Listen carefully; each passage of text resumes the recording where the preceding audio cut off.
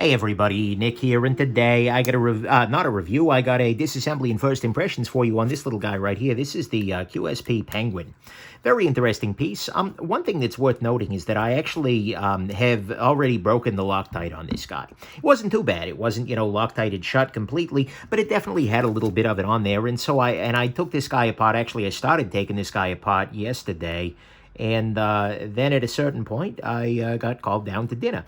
And you know what? I like disassembling pocket knives, but I like eating my wife's delicious food just a little tiny bit more. So I thought I had done that. Maybe I didn't. Did I not? Oh, yeah, I guess I did it on this side. All right, that's fine. Either way, so you might have to do a little bit of Loctite breaking yourself, but it wasn't too bad. So there you go. Aside from that, this guy is basically factory. So let's go ahead and pop this guy apart and see what's going on inside of this. Come on. Just working it loose there. There we go. Lifting up on the... Hey, phosphor bronze. Teflon. Anyways, yeah, there's a little tiny Teflon washer on top of the phosphor bronze for some damn reason or another. I don't know why this happens, but it can occasionally be a thing. Nice reflective liners, which glint nicely off the Batman mask on a summer's evening, which is nice. And then... I guess. And then aside from that, looks like ceramic to tent ball and not a whole heck of a lot else. This is a D2 blade on the knife, which is a solid choice. I like that the budget steels have sort of standardized at D2. The only people that that's less ideal for are people who have rust issues on a regular basis. And certainly like 14C28N, another great budget choice. Little bit of, looks like they burned a little bit of the blade tang there when they cut the lock bar face. But is what it is, and then just kind of clean this guy off. Really not all that much to say about the construction of this guy. It's a piece of freaking metal, right? There we go. Pop that loose. Clean this up a little bit. The pivot is, unfortunately, D-shaped but free spinning on one side. On the other side, it is not. So you need to make sure that the pivot is facing, the D-shape on the pivot, that is facing, backwards correctly. Otherwise, you're going to have a bad time. Aside from that, the back spaces, unfortunately, the standoffs, that is, are free spinning as well. So do keep that in mind. Whatever. I like to see D-shapes all over, but it is what it is. Pop that loose, running on phosphor bronze with the little Teflon overlays. Okay, there. The blade grind on this is quite nice, comes down relatively thin, which I appreciate. Clean this off a little bit. QSP's been doing, on this budget end, they've been doing some pretty impressive stuff. Honestly, this is a company that really mostly impresses on the budget end. I've, handled some of their higher end stuff, and, it's fine, but it's not really, it's not their strength. At least it ain't yet. And certainly it can take them a while to get there. But QSP is a company that I think is, sort of best doing things cheaply. And actually that reminds me, what the heck is this thing costing? That's one downside, by the way, to doing the, yeah, of course, Face ID doesn't work with my damn Batman mask on. All right, hold on. QSP Penguin. When I'm doing these first impressions, I don't know the price necessarily. And that's kind of important, right? So, QSP Penguin liner lock knife, $30. Okay. See, that makes things a lot better. There becomes a whole lot more that's forgivable at $30. The dead in micarta ain't bad at all. No argument there.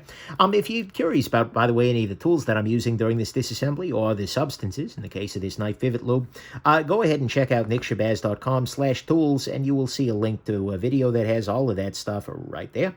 What I'm going to go ahead and do is I'm going to put this washer here down with the Teflon side down, and then I'm going to go ahead and lubricate only the phosphor bronze portion of it, with the hope that the Teflon will just kind of stick in place as it tends to, and that the we'll get a nice PB action out of it. So there's that, and then we will go ahead and pop this guy in. Now, one thing to remember, of course, is that the D shape of the pivot needs to be facing backwards for any of this to work. So we will do that. Go ahead and do that. And drop that down into place. Drop the Teflon onto it. And then we Refit the stop pin. That's kind of important, right?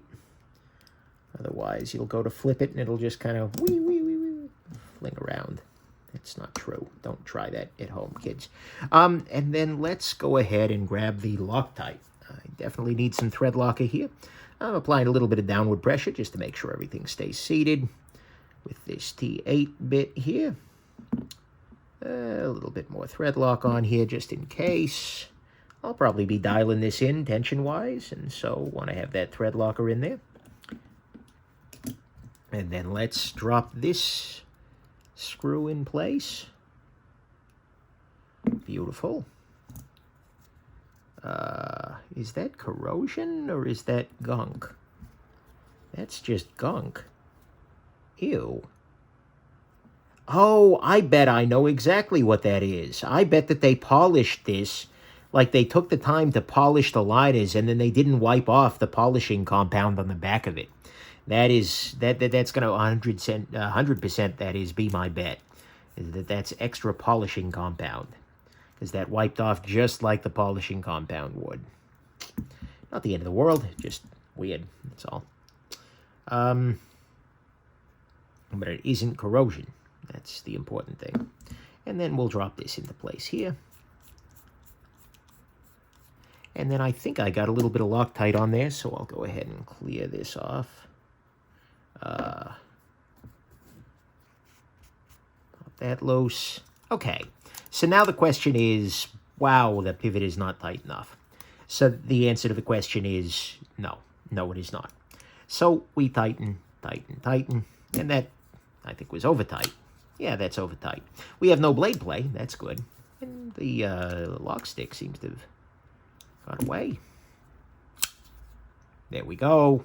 No blade play. Easy pop open. Easy disengage. Okay, there we go. We are done. So let's go on ahead and talk about some first impressions of this guy. To be fair, this is a first impressions. This does not, substitute for my full review whenever that ends up coming out. But lately I've been trying to do these first impressions just so that people have a better sense of, things a little bit sooner. So first impressions of this guy are largely positive. There are a couple of little ergonomic fouls, the edge of the clip here, not too bad though. And it's a little weird to choke up on, but you can still do it with this flat area here. My biggest first impression is that I like the micarta. I think denim micarta is something that's a little bit underplayed in the knife market these days. And by the way, pretty much dead center, which is nice. But the real best part about this guy is the blade. This is a relatively thin, behind-the-edge, slicey D2 blade. And for $30, a solid knife running on phosphor bronze washes with nice micarta scales. Nice, with reasonable micarta scales. We'll see how they age, so to speak.